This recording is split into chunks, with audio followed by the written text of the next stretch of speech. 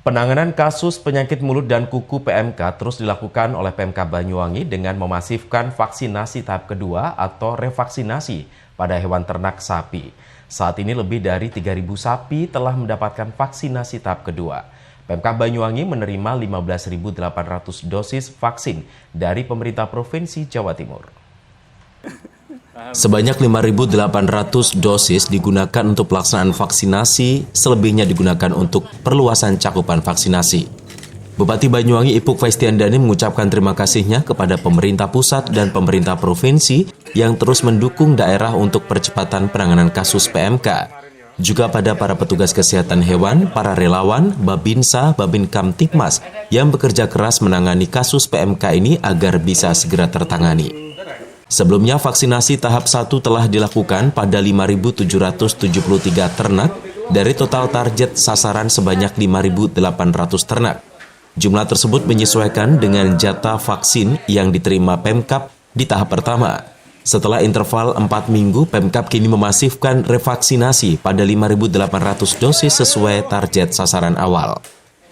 Revaksinasi dilaksanakan di 25 kecamatan sejak 29 Juli lalu hingga 2 minggu ke depan. Kegiatan ini melibatkan petugas veteriner hingga aparatur desa, Babinsa dan Babin Kamtipmas. Sejak kasus PMK ada di Banyuwangi, pihaknya terus melakukan upaya dalam penanganan. Surveillance terus dilakukan dan penanganan terhadap sapi sakit juga dilakukan secara intensif. Selain pemberian vaksinasi, Pemkab juga memberikan vitamin pada hewan ternak. Karantina juga dilakukan sebagai upaya antisipasi penularan PMK. Kepala Bidang Kesehatan Hewan dan Kesehatan Masyarakat Veteriner, Dr. Hewan Nanang Sugiarto, mengatakan saat ini Pemkab menerima 15.800 dosis. Dari jumlah itu sebanyak 5.800 dosis untuk revaksinasi, sisanya yang 10.000 dosis untuk perluasan vaksinasi. Sasarannya, semua ternak yang belum pernah mendapatkan vaksin PMK, utamanya sapi dan kerbau, baru berikutnya kambing, domba, dan babi. Disampaikan Nanang, semua ternak yang divaksin telah didata berdasarkan nomor induk kependudukan nama pemilik ternak. Para pemilik ternak juga harus memiliki aplikasi e-Signas, informasi sistem kesehatan hewan nasional, pada smartphone pemilik ternak yang fungsinya seperti aplikasi Peduli Lindungi. Khusus pelaksanaan revaksinasi setiap hari, Nanang menargetkan bisa menjangkau 100 ternak di setiap kecamatan.